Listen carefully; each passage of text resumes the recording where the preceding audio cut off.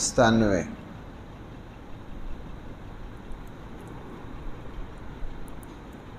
آیت نمبر ہے 97۔ بسم اللہ الرحمن الرحیم۔ الحمد للہ رب العالمین والصلاة والسلام علی سید الانبیاء والمرسلین وعلی آلہ واصحابہ اجمعین۔ اما بعد فاعوذ باللہ من الشیطان الرجیم۔ بسم اللہ الرحمن الرحیم۔ وَلَقَدْ نَعْلَمُ أَنَّكَ يَضِيقُ صَدْرُكَ بِمَا يَقُولُونَ فَسَبِّحْ بِحَمْدِ رَبِّكَ وَكُن مِّنَ السَّاجِدِينَ وَاعْبُدْ رَبَّكَ حَتَّى يَأْتِيَكَ الْيَقِينُ۔ بسم اللہ الرحمن الرحیم۔ أَتَى أَمْرُ اللَّهِ فَلَا تَسْتَعْجِلُوهُ سُبْحَانَهُ وَتَعَالَى عَمَّا يُشْرِكُونَ۔ ينزل الملائكة بالروح من أمره على من يشاء من عباده أن أنذروا أنه لا إله إلا أنا فاتقون۔ خلق السماوات والأرض بالحق تعالى عما يشركون۔ صدق الله مولانا العظيم۔ وَلَقَدْ نَعْلَمُ، یقیناً ہم جانتے ہیں، انَّكَ یضیق صدرک، کہ آپ کا سینہ تنگ پڑ جاتا ہے، بما، ان باتوں سے، یقولون، جو یہ کافر کرتے۔ قرآن کریم میرے اور آپ کے سامنے بھائیو یہ باتیں اس لیے رکھتا ہے تاکہ ہمیں یہ بھی احساس رہے کہ ہمارے آقا صلی اللہ علیہ وسلم یہ دین ہم تک پہنچانے میں کن کن تکلیفوں سے گزرے۔ وہ نالائق اولاد ہے جو باپ کی جائیداد اور باپ کی کمائی پر موج تو اڑائے، لیکن اس کو یہ پتہ نہ ہو کہ میرے باپ نے کہاں کہاں کیسے کیسے مزدوریاں کر کے یہ میرے لیے جمع کیا۔ ہمارے روحانی والد ہمارے آقا صلی اللہ علیہ وسلم، ایک مسلمان کو اس کا پتہ ہو کہ ہمارے آقا صلی اللہ علیہ وسلم ہم تک قرآن پہنچاتے، دین پہنچاتے، اسلام پہنچاتے کن تکلیفوں سے گزرے ہیں، کن مصیبتوں سے گزرے ہیں، اور کیسے کیسے مشکل ترین حالات ہمارے آقا صلی اللہ علیہ وسلم پر آئے ہیں، ہمیں اس کا پتہ بھی ہونا چاہیے۔ اور اللہ نہ کرے اگر امت محمدی علی صاحبہ الصلاۃ والسلام میں سے کسی پر وہ مشکل وقت آئے تو وہ پھر اپنے نبی کو اپنے لیے نمونہ بنائے اور یہ دیکھے کہ اس مشکل لمحہ میں میرے آقا صلی اللہ علیہ وسلم نے کس طرح بدتمیزیوں کا، بے غیرتیوں کا، بے ادبیوں کا مقابلہ کیا ہے، مجھے بھی اسی طرح کرنا ہے۔ اب قرآن یہاں کہہ رہا ہے وَلَقَدْ نَعْلَمُ، اے ہمارے حبیب ہم اچھی طرح جانتے ہیں، أَنَّكَ يَضِيقُ صَدْرُكَ، کہ یہ آپ کے سینے کو چھلی کر دیتے ہیں یہ بدبخت اپنی زبان درازیوں سے، اپنی بدتمیزیوں سے، اپنی گالیوں سے۔ آج آپ کا کوئی نام رکھتے ہیں، کل کو آپ کا دوسرا نام رکھتے ہیں، پرسوں کو تیسرا نام رکھتے ہیں، اور آپ علیہ الصلاۃ والسلام کے ابھی میں نے اسی صورت کے شروع میں آپ دیکھ لیجئے اِنَّكَ لَمَجْنُونَ، توبہ نعوذ باللہ، رسول اللہ صلی اللہ علیہ وسلم کو بھائی کیا کہہ رہے ہیں؟ عام بندے کو مجنون کہہ دیا جائے وہ برا ہے، ایک شخص شہر کا پڑھا لکھا ہو اس کو کہہ دیا جائے اور برا ہے، اور ایک ہستی وہ جو ساری انسانیت کی استاد ہے بھائی، جو کیا ہے، ساری انسانیت کی استاد ہے، ساری انسانیت کی امام ہے، جو نبیوں کے امام ہیں، توبہ نعوذ باللہ، ان کو یہ کچھ کہا گیا۔ اس لیے بھائیوں، جو لوگ دین کے داعی ہیں، جو لوگ اپنے آپ کو رسول اللہ صلی اللہ علیہ وسلم کا وارث کہلاتے ہیں، اگر ان کا یہ سبق پکا نہیں ہے تو ان کو اپنے آپ کو داعی کہلوانے کا کوئی حق حاصل نہیں ہے۔ جو مسلمان، جو عالم دین، جو داعی قرآن، جو داعی اسلام، جو اسلامی رہنما مقتدا اللہ کے دین کی صحیح بات کرے گا، اس کو بہت کچھ سننا پڑے گا۔ اگر وہ سننے کے لیے تیار نہیں ہے تو وہ پھر اس منصب پر بیٹھنے کا بھی حقدار نہیں ہے۔ یہ اللہ نے اس دنیا کا چلن بنایا۔ صدیق اکبر رضی اللہ عنہ، جس کے احسانات اس امت پر اتنے ہیں، اس کے بارے میں ہمارے یہاں بغیرتوں نے کہہ دیا کہ وہ حضرت فاطمہ کی جائیداد کھا گئے، حضرت فاطمہ کی جائیداد کھا گئے۔ میں نے ایک دو جمعے اور پڑھانے تھے، حکمتاً میں پھر بریک لگا گیا۔ کہتے ہیں کہ جی باغ فدق جو ہے وہ صدیق اکبر نے حضرت فاطمہ کو نہیں دیا۔ بھائی وراثت صرف بیوی کی ہوتی ہے، صرف بیٹی کی ہوتی ہے یا اور بھی ہوتے ہیں؟ وراثت بیٹی کو بھی ملتی ہے اور وراثت بیویوں کو بھی ملتی ہے۔ رسول اکرم صلی اللہ علیہ وسلم باغ فدق اگر حضور کی وراثت ہے تو بھائی وہ اگر رسول اللہ صلی اللہ علیہ وسلم کی بیٹی کو اس میں سے حصہ ملنا تھا تو ابو بکر کی بیٹی جو رسول اللہ صلی اللہ علیہ وسلم کی زوجہ مطہرہ ہے ان کو بھی ملنا تھا کہ نہیں؟ وہ حضرت عمر کی بیٹی کو بھی وہ ملنا تھا کہ نہیں؟ صدیق اکبر رضی اللہ عنہ نے باغ فدق نہ نبی کی بیٹی کو دیا، نہ اپنی بیٹی کو دیا، اور نہ حضرت عمر کی بیٹی کو دیا۔ حضرت عمر نے باغ فدق نہ رسول اللہ صلی اللہ علیہ وسلم کی بیٹی کو دیا، نہ اپنی بیٹی جو حضور کی بیوی ہے ان کو دیا۔ اور صدیق اکبر نے فرمایا میں نے نبی کریم صلی اللہ علیہ وسلم سے سنا ہے کہ ہم انبیاء جو ہیں ہم نہ وارث بنتے ہیں نہ وارث بناتے ہیں۔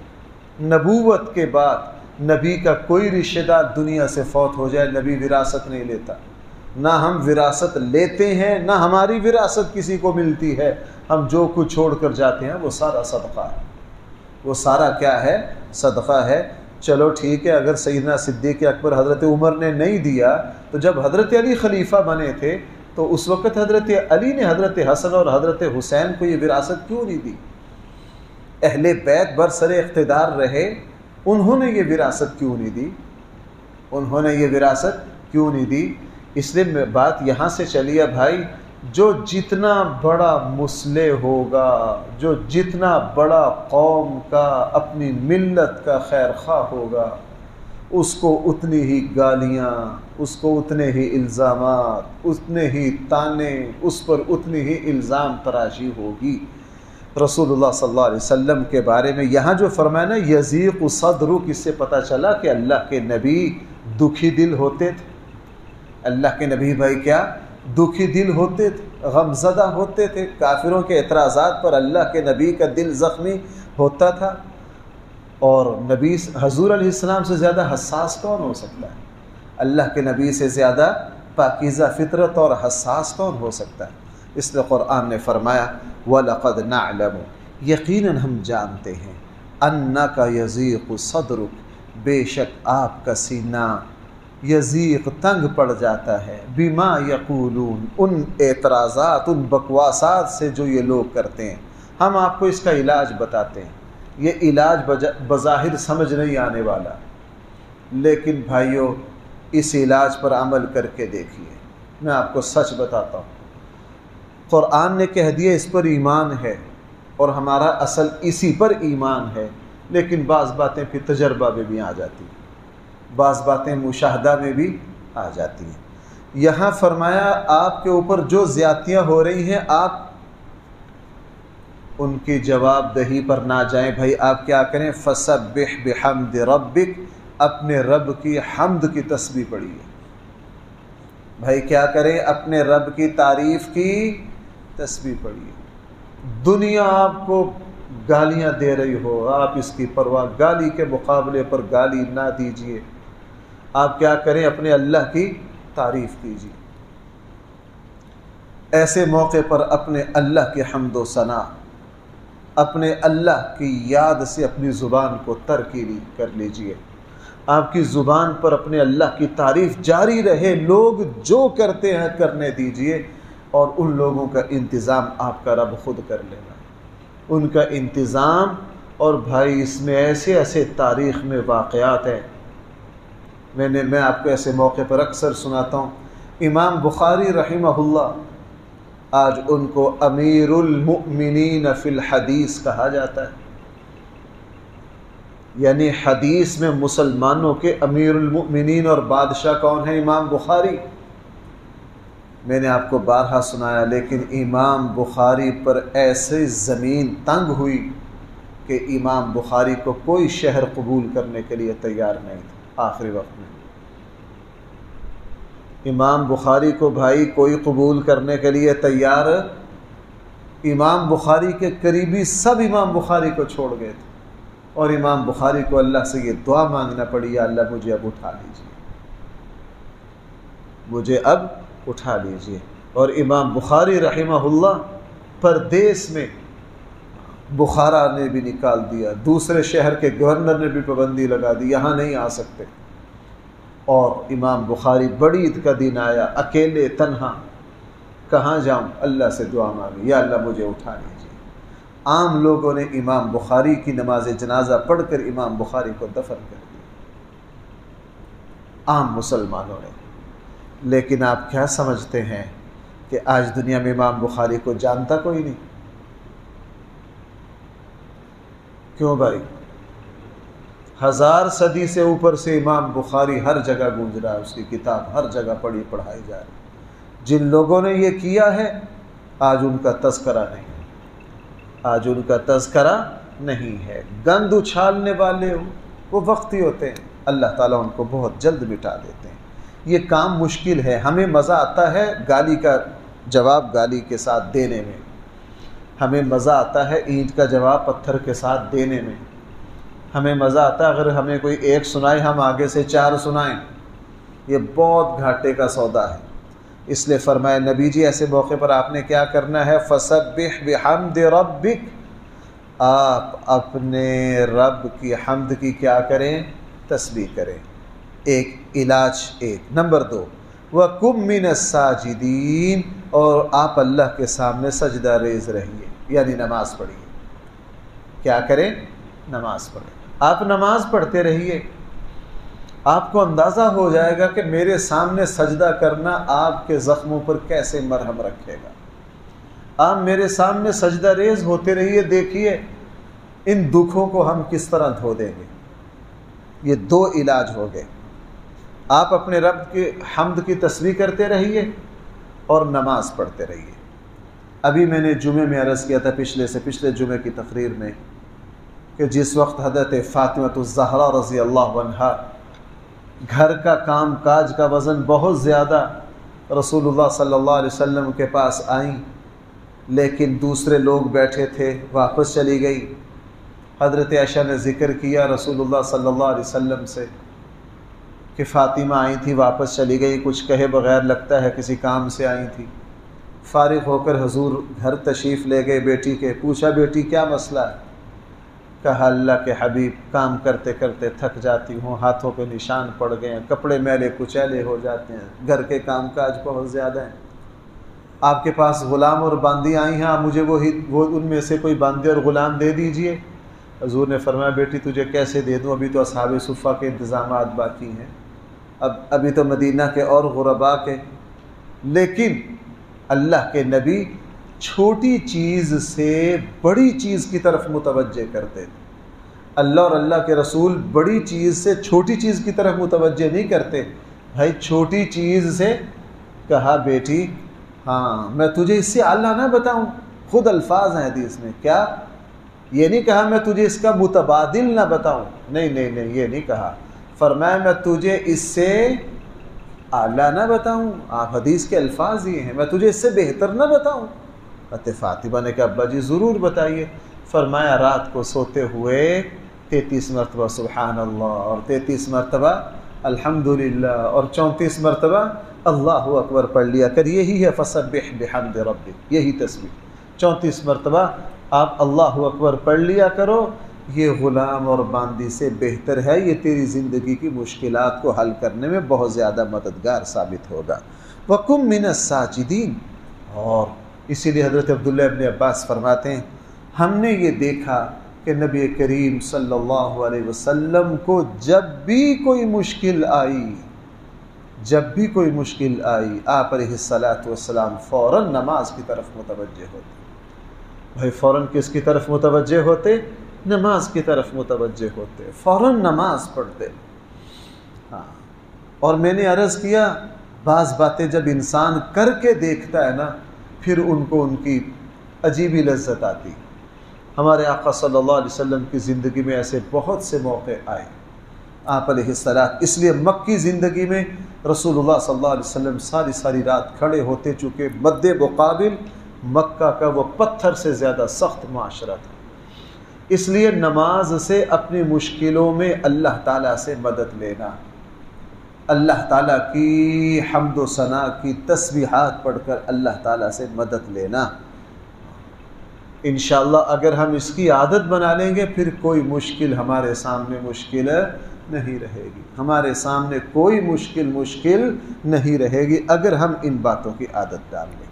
اور آگے فرمایا وَاعْبُدْ رَبَّكَ، بس آپ اپنے رب کی بندگی کرتے رہیے حَتَّى يَأْتِيَكَ الْيَقِينُ، یہاں تک کہ آپ کے پاس یقین آ جائے۔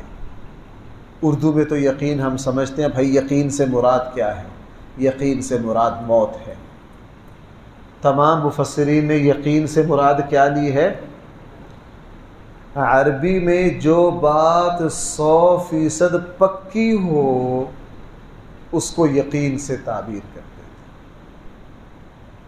جو بات 100% یقینی ہو اس کو فعل ماضی سے تعبیر کرتے تھے۔ اقتربت الساعہ، اقترب، قیامت قریب آ چکی، قیامت قریب آ چکی۔ یہاں موت کو قرآن نے بھائی کیا کہا؟ یقین، کہ یہ اتنی کی یقینی ہے کہ اس نے آنا ہی آنا ہے۔ اور آپ اللہ تعالیٰ کی عبادت کرتے رہیے کب تک؟ موت تک، یعنی مسلسل اپنے فرائض میں لگے رہیے اور اس طرح لگے رہیے کہ موت آ جائے۔ مجھے وہ ایک بہت بڑے محدث ہیں، ہم چونکہ دنیا دار ہیں نا تو ہمیں، آپ نے دیکھا نا ہمارے یہاں پیسے کمانے کی بینکوں کی طرف سے، مالیاتی اداروں کی طرف سے بڑی عجیب آفریں آتی رہتی۔ ہمارے یہاں یہ برگر پیزا کی آفریں آتی رہتی ہیں، مجھے تو اس کا پتہ نہیں تھا، چند دن پہلے بچوں نے بتایا جی آفر آئی ہوئی ہے۔ میں کہا وہ کیا بلا ہوتی ہے بھائی آفر؟ میں نہ سمجھ سکا، انہوں نے مجھے تشریح کر کے بتایا کہ جی اس کو کہتے ہیں آفر۔ اچھا، چونکہ وہ اس فیلڈ کے ہیں وہ طرح کے پیکج دیتے ہیں، اور جو اللہ کے نیک بندے ہوتے ہیں وہ پھر اپنی طرح کی آفریں۔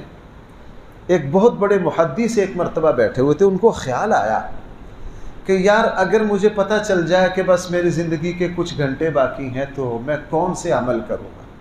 سوچتے رہے سمجھ نہ آئے، کبھی خیال آئے کہ میں آخری گھنٹے اس عبادت میں گزاروں گا، کبھی آئے اس میں گزاروں گا، کبھی آئے، پھر خیال آیا کہ میرے دائیں بائیں بڑے بڑے محدث علماء موجود ہیں، میں یہ سوال سب کے پاس لے کر جاتا ہوں، یہ سارے بڑے بڑے علم والے ہیں، اور پھر یہ جو جوابات دیں گے ان پر خود عمل کروں گا۔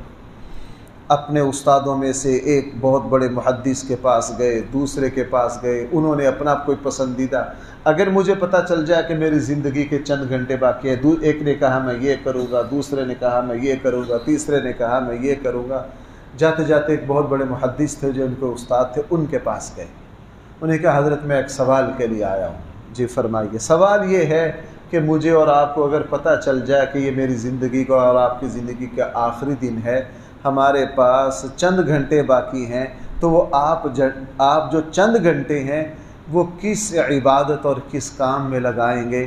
تو وہ محدث سوچ میں پڑ گئے، سوچتے رہے، سوچنے کے بعد انہوں نے جواب دیا، انہوں نے کہا بچے میں نے بہت غور کیا ہے، میں کوئی نیا کام نہیں کروں گا، جس طرح سے میری پچھلی زندگی چلی آ رہی ہے میں آخری چند گھنٹے بھی اسی طرح گزاروں۔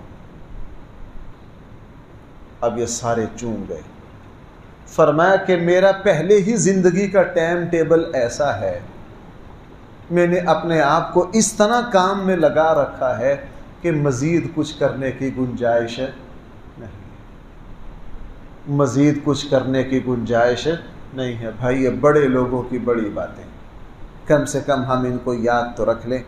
یہاں قرآن نے حضور سے کیا فرمایا؟ وَاعْبُدْ رَبَّكَ، آپ اپنے رب کی بندگی کرتے رہیے۔ یہاں ساری جگہ مجھے تو یوں لگتا ہے کہ خطاب حضور کو ہے، لیکن قرآن کریم یہ باتیں سمجھا مجھے اور آپ کو رہا۔ آپ اپنے کام میں اس طرح لگے رہیے، اپنے کام میں اس طرح لگے رہیے کہ کیا آ جائے؟ حتیٰ یأتیک الیقین۔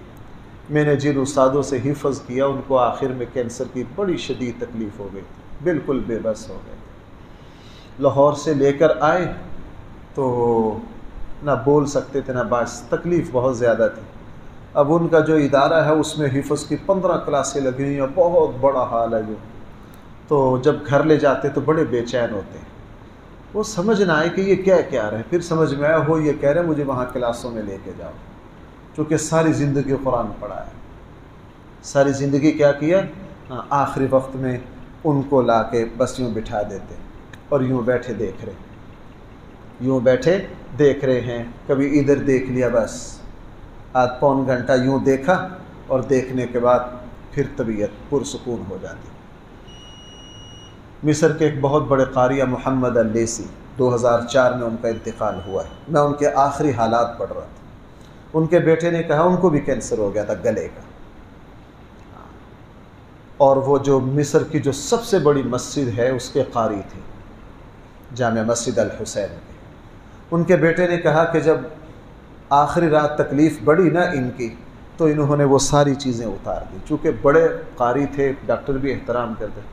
مجھے کہا کہ مجھے مسجد حسین لے جاؤ۔ میں نے کہا ابا جی آپ کی یہ حالت ہے؟ کہا نہ، میرا آخر آ گیا، مجھے اس مسجد لے جاؤ۔ وہ چونکہ مصر کی سب سے بڑی مسجد ہے، عام کھل نہیں سکتی۔ میں نے انتظامیہ سے کہا، انہوں نے چونکہ یہ یہاں کے بڑے قاری تھے، ان کے لیے رات کو وہ مسجد بہت بڑی مسجد ہے۔ وہ کہنے لگے جی میں لے گیا محراب میں جا کے، مجھے کہا مجھے محراب میں بٹھا دو۔ میں نے محراب میں بٹھا دیا، بس یوں ٹیک لگا کے مسجد کو یوں دیکھتے رہے، چونکہ 40 سال اسی ممبر اور مصلی پر قرآن پڑھا تھا۔ تو کہنے لگا بس پھر مسجد کو تکلیف بہت زیادہ تھی، بیٹھا نہیں جاتا تھا، یوں دیکھتے رہے، کبھی ادھر کبھی ادھر کبھی ادھر، مسلسل، کبھی چھت کی طرف کبھی نیچے، 20-25 منٹ دیکھتے رہے، اور میں پاس بیٹھا رہا بیٹا۔ پھر بیٹے کو کہا کہ مجھے سورہ یاسین سناؤ۔ کہنے لگا وہاں بیٹھے بیٹھے میں نے پوری سورہ یاسین سنائی۔ سورہ یاسین سنا کے پھر مجھے کہا کہ مجھے قبلہ رخ کرو۔ کیا کرو؟ مجھے قبلہ رخ کرو۔ ہم نے ٹیک لگا کے قبلہ رخ کیا، تو پہلی دعا مانگی یا اللہ مجھ پر رحم کر۔ پہلی دعا کیا مانگی؟ یا اللہ مجھ پر کیا کر؟ رحم کر، اے اللہ مجھ پر رحم کر۔ دوسری دعا کی کہ اے اللہ میرے اس بچے کو دین کے لیے قبول کر۔ دعائیں مانگ کر کہنے لگے ہم اٹھا کر گھر لائے۔ جیسے ہی گھر لائے نزاع کی کیفیت شروع ہو گئی، جیسے ہی گھر لائے تو روح نکلنا شروع ہو گئی۔ تو بھائیو یہ بات میں اس لیے سنا رہا ہوں کہ ہم اپنے معمولات ایسے لگائے رکھیں۔ دیکھو بھائیو، مجھے اللہ کی رحمت سے امید ہے، میری اور آپ کی زندگی کا اگر اکثر حصہ اللہ کی یاد میں گزرتا ہے تو اللہ کی رحمت سے میں ہرگز یہ توقع نہیں کرتا کہ اللہ تعالیٰ میری اور آپ کی روح بازار میں نکال لے۔ نہ، اگر ہم اکثر وقت مسجد میں پائے جاتے ہیں، انشاءاللہ میرے اللہ کو پتہ ہے یہ میرے ڈیرے کا بندہ ہے، یہ میرے گھر کا بندہ ہے، ہر وقت میرے پاس آنے جانے والا۔ ہم نے تو یہی دیکھا ہے، زندگی کے اکثر حصے میں جس کام میں لگے رہے اللہ نے روح اسی میں نکالی، اللہ نے روح اسی نیکی میں لگائی۔ یہ جملہ بہت ہی قرآن کا جامع، وَاعْبُدْ رَبَّكَ، تو اپنے رب کی بندگی میں لگا رہے یہاں تک کہ موت آ جائے، یہاں تک کہ کیا آ جائے؟ موت آ جائے۔ اس لیے بھائیو میں اور آپ بھی اللہ تعالیٰ سے حسن خاتمہ کی دعا مانگیں۔ حسن خاتمہ، اللہ کے بڑے بڑے مقرب بندے بس جب ان کے بڑھاپے بیماری، بس وہ اللہ سے یا اللہ حسن خاتمہ، یا اللہ حسن خاتمہ، یا اللہ حسن خاتمہ۔ رسول اللہ صلی اللہ علیہ وسلم سے یہی فرمایا گیا، اے اللہ کے حبیب آپ لوگوں کی باتوں کی پرواہ نہ کریں، بس آپ اپنے اللہ کی بندگی میں لگے رہیں یہاں تک کہ بھائی کیا آ جائے، بس پھر آگے خیر ہے، پھر آپ کو ویزا مل گیا۔ جس مسلمان کی بھائی جب رسول اللہ صلی اللہ علیہ وسلم کی وفات ہوئی، ذرا یہ بھی بہت دلچسپ بات ہے اس آیت کو سمجھنے کے لیے۔ آپ کو پتہ ہے کہ پیر والے دن فجر کی نماز پڑھائی صدیق اکبر رضی اللہ عنہ۔ صدیق اکبر کئی دن سے رسول اللہ صلی اللہ علیہ وسلم کے سرحانے موجود تھے اللہ کے نبی کی بیماری کی وجہ سے۔ صدیق اکبر کی ایک بیوی کوبہ جاتے ہوئے درمیان میں مدینہ مسجد نبوی اور کوبہ کے درمیان آج بھی وہاں مسجد بنی ہوئی ہے، میں اس محلے میں گیا ہوں۔ صدیق اکبر رضی اللہ عنہ کی ایک بیوی وہاں رہتی تھی، کئی دن سے وہاں جا نہیں سکے تھے حضور کی بیماری کی وجہ سے۔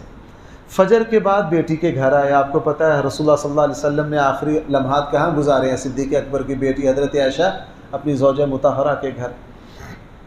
جب آئے تو دیکھا حضور علیہ السلام کی طبیعت سنبھلی ہوئی ہے، وہ ہمارے ہاں پنجابی میں کہتے ہیں نا موت سے پہلے ایک سنبھالا آتا ہے، وہ سنبھالا تھا۔ تو دیکھا آپ علیہ السلام بہت پرسکون ہے، طبیعت حشاش بشاش ہے۔ صدیق اکبر سمجھے کہ الحمدللہ مرض ختم ہو گیا، تو پھر کہا اللہ کے حبیب میں دیکھ رہا ہوں ماشاءاللہ آج آپ کی صحت بہت اچھی ہے، آپ کا چہرہ بہت حشاش بشاش ہے، اگر مجھے اجازت دیں تو میں کئی دن سے اپنی بیوی کا خیر خیریت نہیں پوچھ سکا، وہاں تک ہو آؤں؟ حضور نے فرمایا ہاں ہو آؤ۔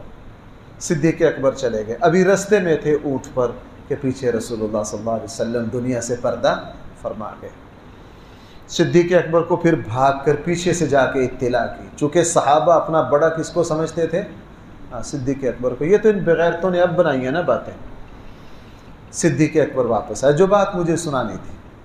اب بیٹی کے گھر آئے، دیکھا کہ مدینہ کا کوہرام مچ گیا ہے، مدینہ کی حالت بگڑ گئی ہے، اور صدیق اکبر سمجھ گئے کہ مجھے اب ڈبل مصیبت برداشت کرنی۔ ایک تو بچپن کے یار، سب سے پہلے ایمان لانے والے، صدیق اکبر سے بڑا حضور کا عاشق کون ہو سکتا ہے؟ ایک تو اندر کا غم، اور دوسرا سمجھ گئے کہ اب اس مصیبت کے پہاڑ کو مجھے ہی سنبھالنا ہے، سب کو سنبھالنا ہے۔ لہٰذا اب بیٹی کے گھر آئے، رسول اقدس صلی اللہ علیہ وسلم کے چہرہ انور سے کپڑا اتارا، آپ علیہ السلام کی پیشانی مبارک کو بوسہ دیا، بس یہی آنسو بہا لیے جو بہا لیے، سمجھ گئے کہ مجھے باہر جا کے اب رونا نہیں ہے، جو بات مجھے سنانی تھی۔ جب رسول اللہ صلی اللہ علیہ وسلم کی پیشانی مبارک کا بوسہ لیا تو پتہ کیا کہا صدیق اکبر نے؟ اے اللہ کے حبیب، بس آپ پر یہی آخری تکلیف آنی تھی، وہ آ گئی۔ یہی آخری تکلیف آپ پر آنی تھی، وہ آ گئی۔ اللہ کے حبیب، اب آپ کے لیے آگے کوئی تکلیف نہیں ہے۔ وَاعْبُدْ رَبَّكَ حَتَّى يَأْتِيَكَ الْيَقِينُ، بندگی کرتے کرتے اپنے آپ کو کھپا لیجئے یہاں تک کہ موت آ جائے۔ پھر موت جو ہے نا، ہم تو سمجھتے ہیں نا تو موت تو مصیبتوں کی چابی ہے، نہ نہ نہ نہ نہ۔ حضور علیہ السلام کا کیا ارشاد ہے؟ تحفۃ المؤمن الموت، مومن کا تحفہ بھائی کیا ہے؟ موت ہے۔ مومن کا، عام بندے کا نہیں، مومن کا تحفہ کیا ہے؟ موت۔ اس لیے بڑے بڑے اللہ والوں کی زبان سے نکلا ہے کہ اصل مزہ تو مرنے کے بعد کی زندگی کا ہے اگر زندگی میں کچھ کیا ہو۔ اس لیے فرمایا وَاعْبُدْ، آپ اپنے رب کی بندگی کرتے رہیے، حَتَّى يَأْتِيَكَ الْيَقِينُ، یہاں تک کہ پھر موت آ جائے۔ اللہ تعالی ہم سب کو قرآن کریم کا صحیح فہم عطا فرمائے۔ الحمدللہ رب العالمین، والصلاة والسلام على سید الانبیاء والمرسلین وعلى آلہ واصحابہ اجمعین۔ ربنا آتنا فی الدنیا حسنہ وفی الآخرۃ حسنہ وقنا عذاب النار۔ صلی اللہ تعالی علی خیر خلقہ سیدنا و مولانا محمد وآلہ واصحابہ اجمعین برحمتک۔